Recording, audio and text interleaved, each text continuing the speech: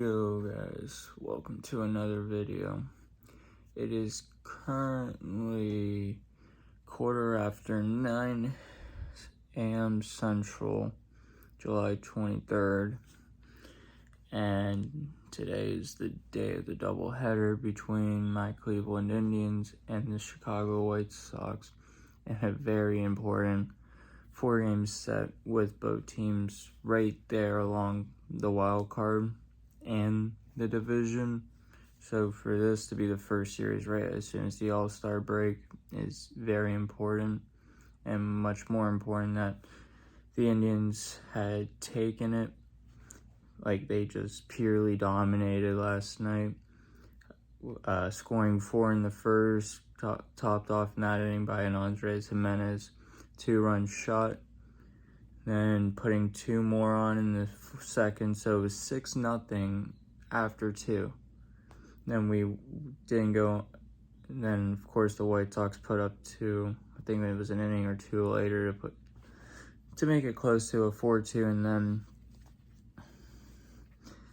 or 6-2. I mean, my apologies. So 6-2, and then Josh Naylor hitting a 2-run double, making it 8-2, and that happened to be the final.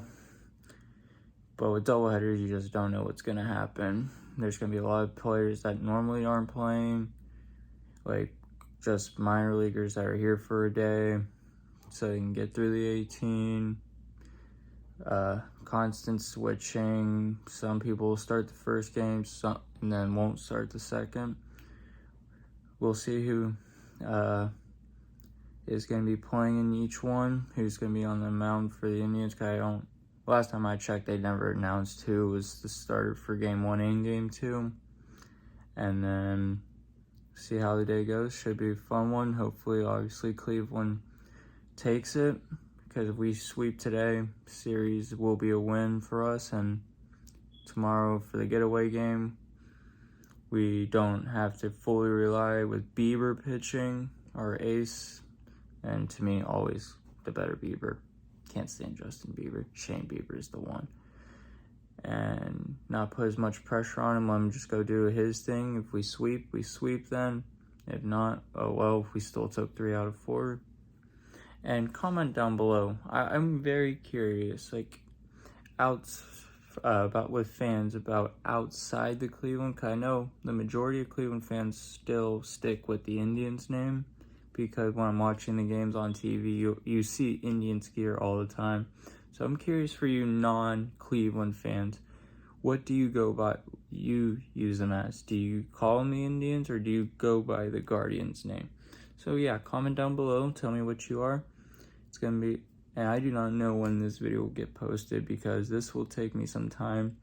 I did get my camera, but because I want to make sure I get this video, because this would be a good one to post, I am going to record this one on my phone. But once I figure out my camera, how to get that onto my MacBook and edit those videos from the Mac and with all the data, then I'll make the switch. But right now, for safe bets, I am still going to be recording on my phone, even with having my camera finally arriving.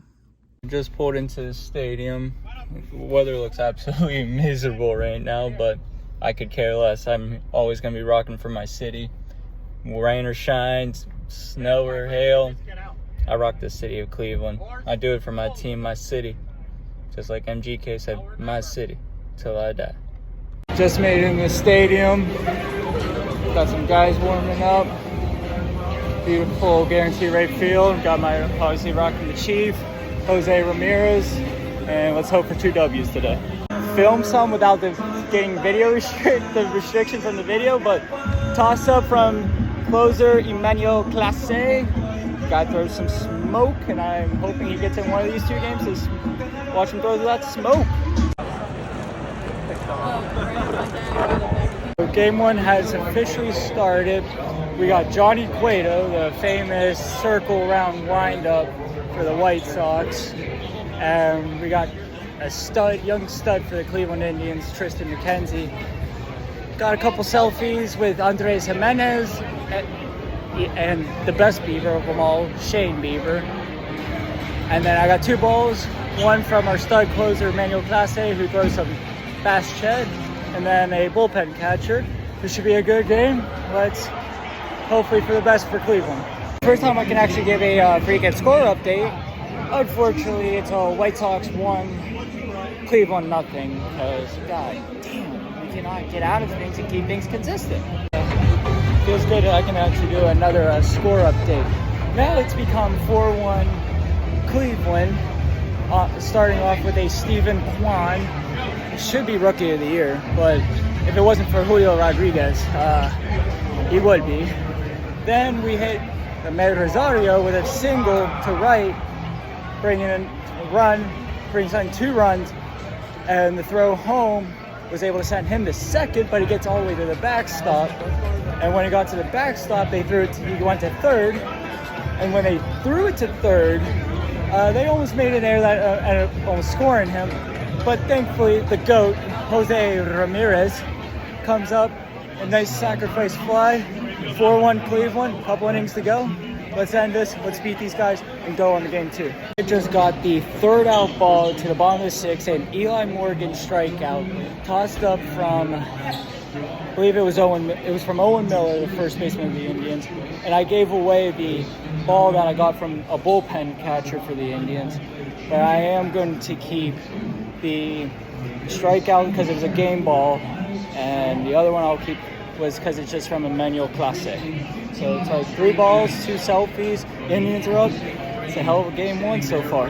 4-4. God, I'm losing my mind at this point because this is ridiculous. 4-1, all the momentum. They couldn't have any offense going at all. And we just let it 4. Just let it 3 to tie it. Tito got Ian Morgan in 1 batter too long, and they tie it just like that.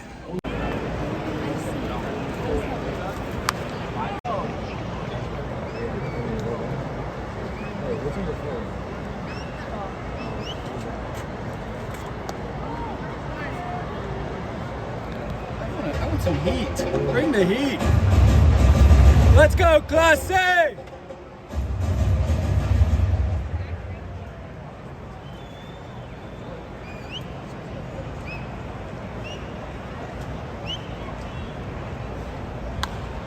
Woo! That's a nice W by Cleveland, baby. Woo! Sometimes I do question why I'm a Cleveland fan.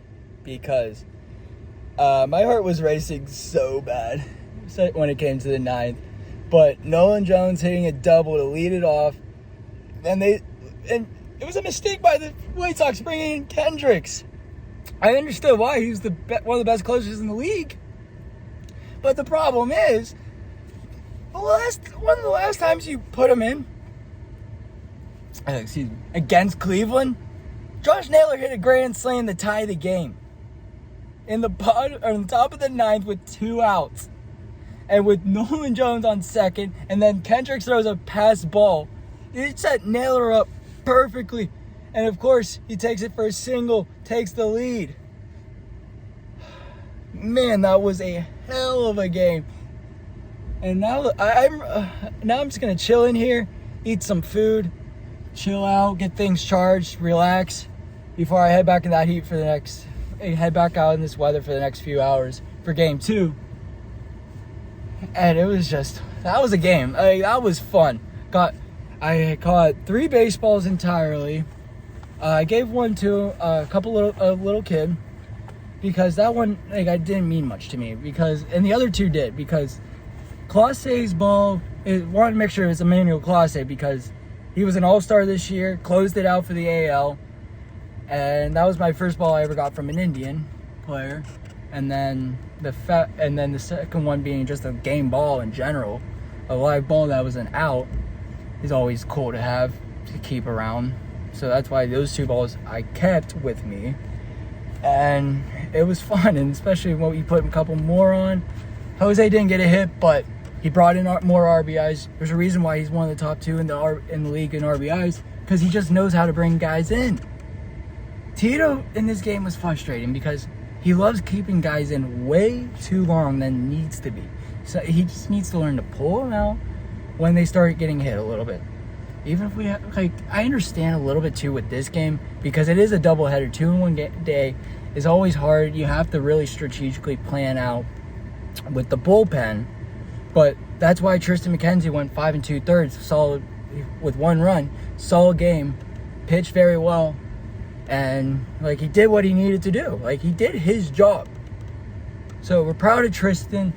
I'm always loving this team. This team shockingly has been surprising, and that's why. And this series is huge for us.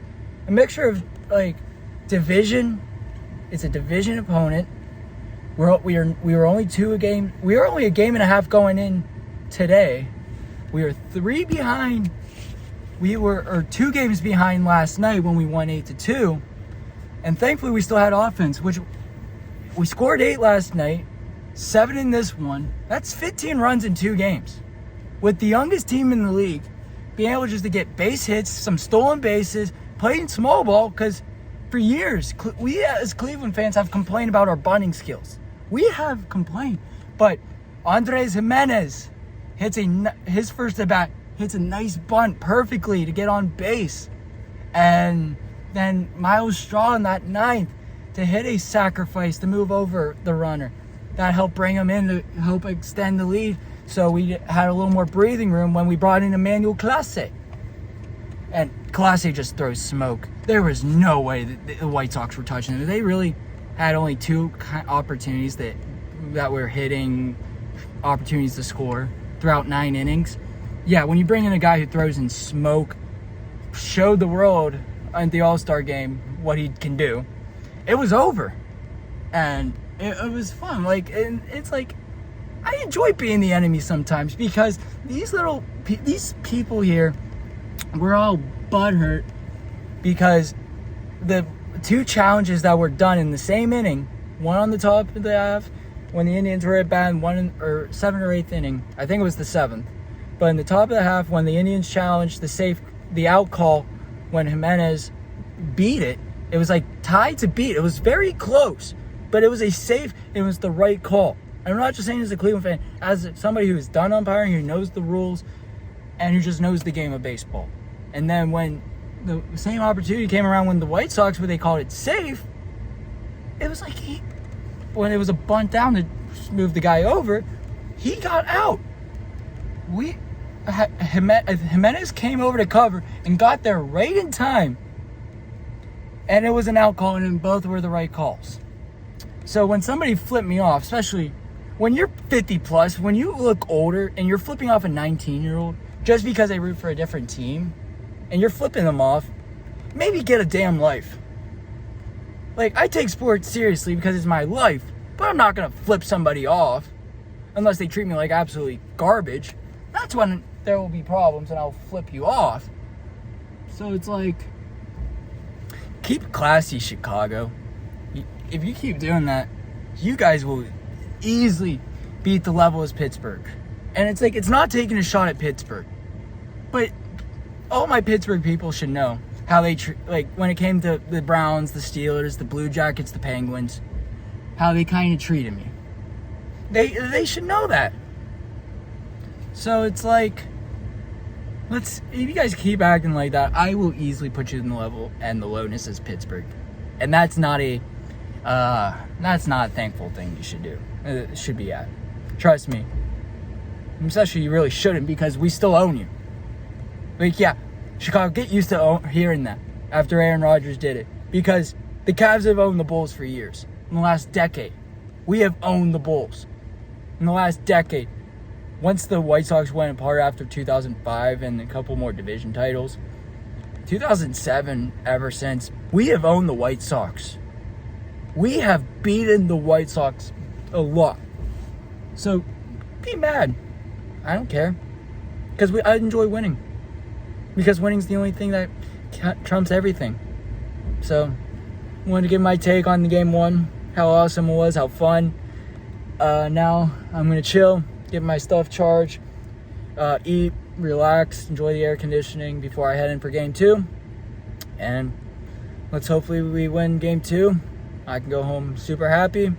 And it means we won the series. And still waiting on word if I might be coming back tomorrow, because if I do come back tomorrow for the final game of the series before they head out of town,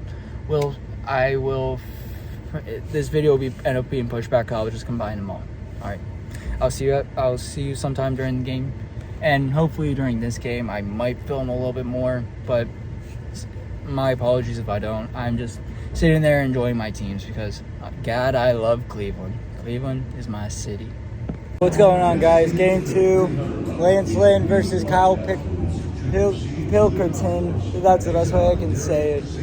Sometimes I think I've watched it before. It's just it gets me nervous, but knowing our domination against Lance Lynn, especially the last time we faced him a little over a week ago, feel a little bit better, but it only counts when the first pitch happens, 9 innings are played, 27 outs or even more. Let's go Tribe. Let's go 2-0 today, win the series, and come on Detroit. You guys win, we win. We'll be tied for first, baby.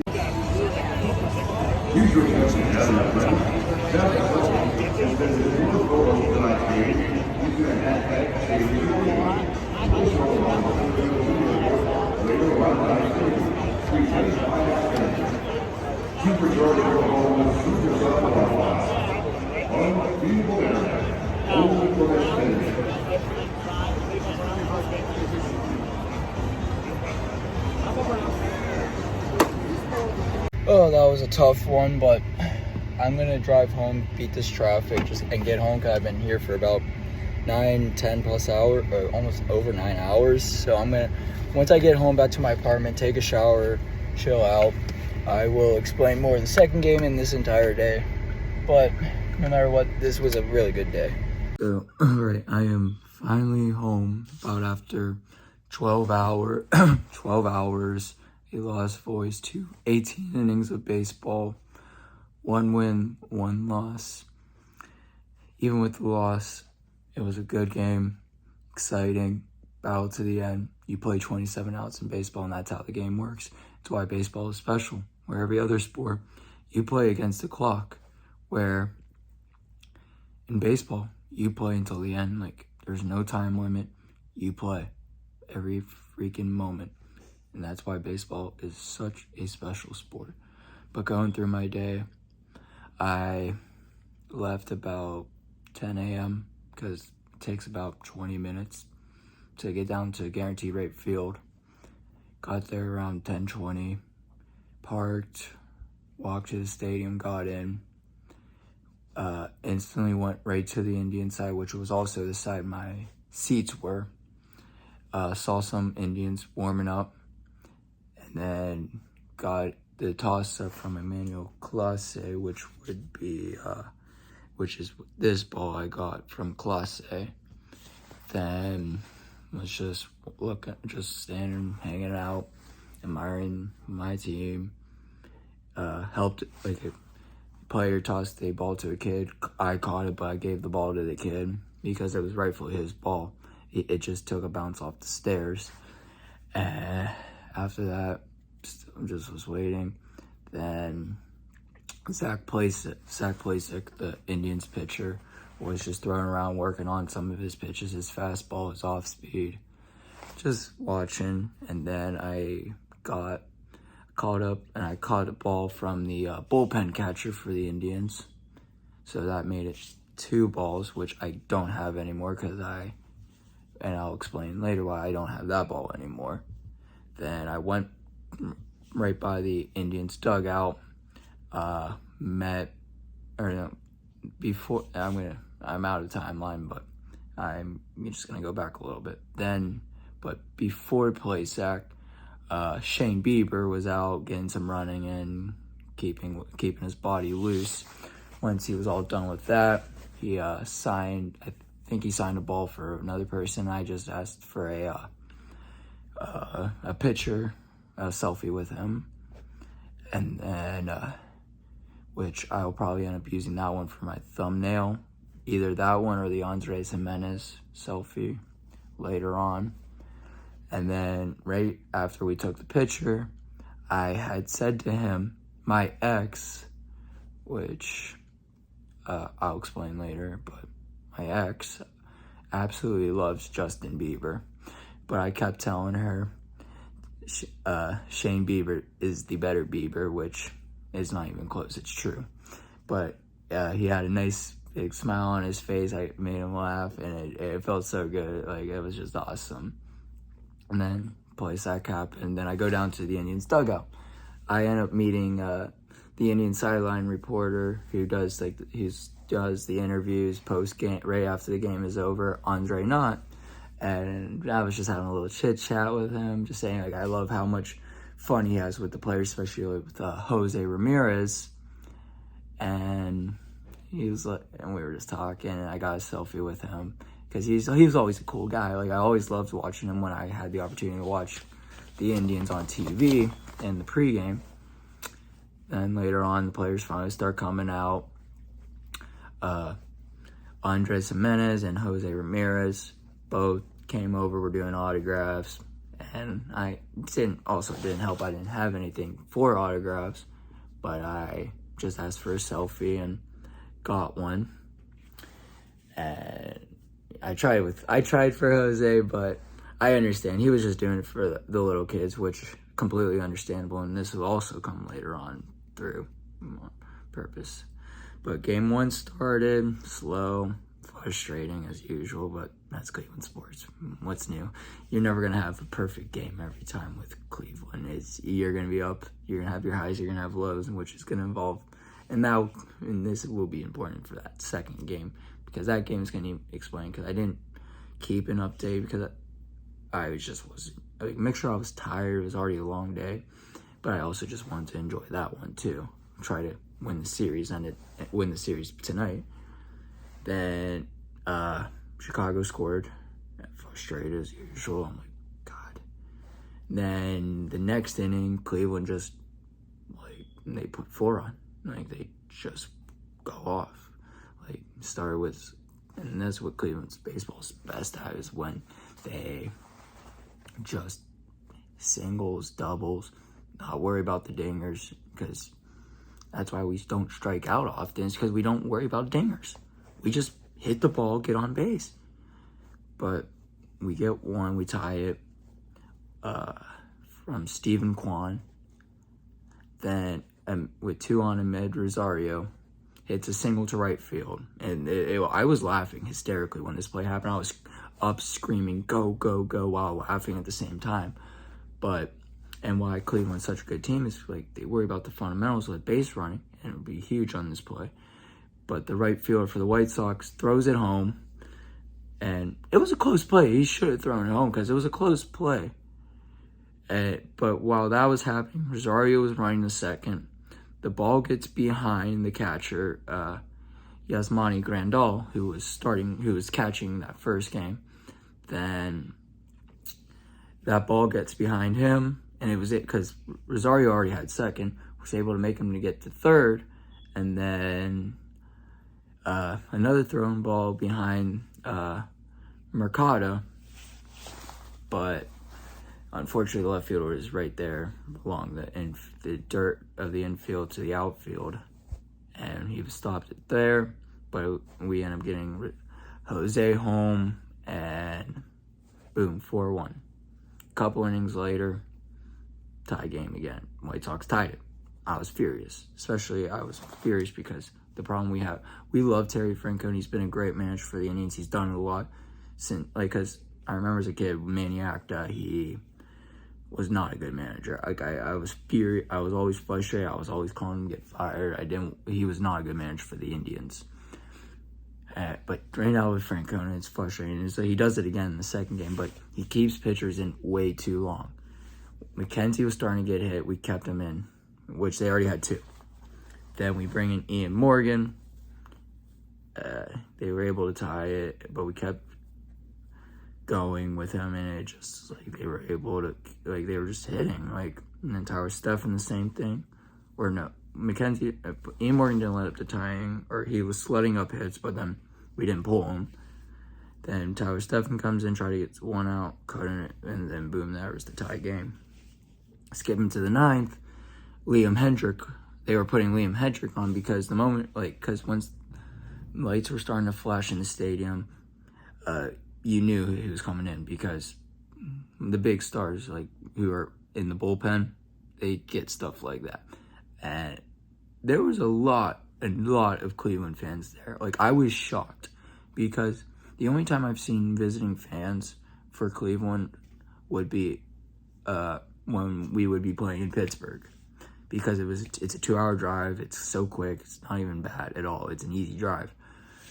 But the fact that there were so many, and I was around a lot of them, we were all having a good time because we all share a common team. And I'd say during that half inning, before we go up to bat in the top of the ninth in a 4-4 tie game, I'm like, you got to put Taylor in, Naylor. You have to put Josh Naylor in, because the last time in Chicago, Naylor faced Hendricks is when he went for 2 home runs, 9 RBIs, in top of the ninth, 2 outs, game-tying grand slam. And Nolan Jones, who's our rookie, who's an absolute stud, great future ahead of him, hits a double, pass ball, gets him to third. Naylor hits a single, boom, game over, 7-4. And we bring Clase in, throws his 102-mile-per-hour cutter, ends it. Just, they couldn't touch him, which is not shocking. I think the world saw that in the All-Star game when he closed it. So the game was over, chilled out for a little bit until they said we have to go because it's not a single mission doubleheader. That's why I bought 2 tickets. So during in between games, I go back to my car, charge my phone, charge other things, and eat, drink, chill out, play music, because I played a song because it's always the song we play after a win in Cleveland at home. And so after I do that, I go back, hang out in line, ready for the gates to open, head in, chill out, walk around, and I go to the bullpen, just watch our starter, who I've been calling to trade because he's not been good. He's not good. I am done. And tonight even proved it. And he was done warming up, go to my seat, and get ready for the game. So game starts, couple innings through, nothing really happened. First few innings, nothing happened. Then the White Sox again take a 1-0 lead. Then they took it to 2. Then Eloy Jimenez hits a home run, 3-0. I'm frustrated. I'm like, jeez. I'm like, what's going on? Like, we have no offense. We scored 15 runs in the first 2 games. Now we have no offense. But in the top of the 7th, Cleveland just goes off. Like, they battled hard. Like, and they showed Cleveland grit. Like, Cleveland, we are blue collar. We work our butts off for everything we have. We don't take anything for granted. We have nothing given to us. And that's how the team played. Score 4.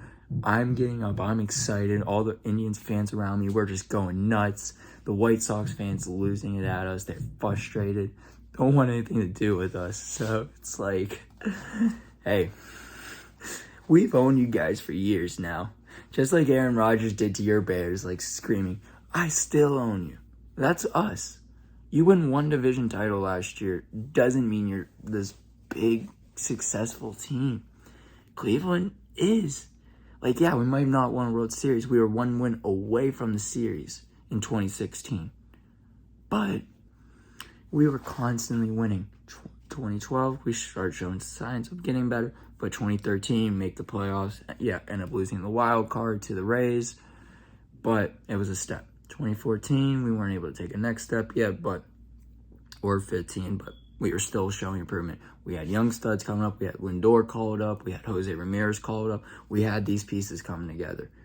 So, and our pitching staff was when it was showing its pure dominance. Then 2016 comes. Cavs just won the championship. Cleveland's on a high. The Indians built off of it and made that fantastic run. That's why the 16 World Series doesn't hurt anymore, because we look back at that year, it's just how fun everything was. You had the Cavs finally ending the curse. Then you have the Indians. You had the party at Napoli's. Nobody thought we were going to the World Series. No one did. But we did. And we go in, take out Poppy's career, end Poppy's career in a nice sweep. It felt good after, especially when we lost We blew a 3-1 lead in 07 to them. It felt good to end Poppy's career on a sweep. Then we go play Toronto, lose a game, but beat them in Toronto, end it, go to the World Series. Oh, it was just a fun year. That, and then we go back to the playoffs in 17, 18, and then we didn't make it in 19 because that's when we started showing decline. 20, in that shortened COVID year, yeah, we went back. And then of 21, we didn't, but we fight. And there's a reason why the Indians are above the White Sox, because the White Sox are supposed to be way better than us. With Eloy Jimenez, Yohan Makata, Jose Abreu, Tim Anderson, Yasmani Grandal. Like, this team was supposed to be way better. Like, going in the year, I would have predicted them, because I didn't trust Minnesota to win the division. I was predicting Chicago wins it. I didn't think the Indians would have a shot at it. But we're still, even with tonight's loss, we're still closer, we can win the division, than the White Sox. So, and it's like, people are all like, yeah. When, once again, in the second game, after we finally take the lead, we leave in pitchers too long. And we left Brian Shaw in a little bit too long. And bases were loaded. Ball hit off of Ernie Clement. It was a tough play. Like, that bounce is a pain for third baseman. But Ernie Clement just missed the ball. Scores 2. White Sox take the lead. Get a guy on with, I think it was Nolan Jones. We have him at third, 2 outs. Stephen Kwan hits a nice rope, just inches away from tying the game. And it was a heartbreaker, but a fantastic game. And that's all you ask when you go to games. You don't, like, it sucks losing. There's no denying that. You always want to win. But it was I would say it was a fantastic day. I had so much fun. It was guaranteed right field. It's a beautiful stadium. There's no denying that. It's a nice looking stadium. And the pictures I got with players, the balls I got, and and going back to game 1, like, when I got the 5th inning strikeout, I gave the one, because these 2 balls mean a lot more for me. But the one ball that was from the bullpen catcher, I gave to a little kid, because I believe, especially with what people say about the game of baseball now, I believe is important. We all who still love the game, and it's important to us, to spread it on the next generation, that they love it, they want to play it. Even if they don't want to play it, they still go to games, and they still want to pass it on. That's what I believe was important. And did that, made their day. Of course, they were Cleveland fans, and it wasn't anything to do with it. They were just, like, it didn't matter if they were Cleveland fans. I didn't care if they were White Sox fans. Like, I saw they were little. I want them to have a great memory, and that's what I did. So, yeah, the day was fantastic. I made a player laugh, had great conversations with players, got baseballs, pitchers, just so many great memories. And 20-minute drive from my apartment, much better than a 2-hour drive from Pittsburgh to Cleveland. So I think it's a benefit of moving here to Chicago. I love it. So that was my day. I hope you guys enjoyed the video. Like, share, subscribe. Please spread the word. Let's keep building this. We can do something special, because this is all real. No fake thumbnails, no fake titles that attract people. It's all real. It's who I am, and I want to keep it real with all of you. All right. And then, until next time, guys, peace.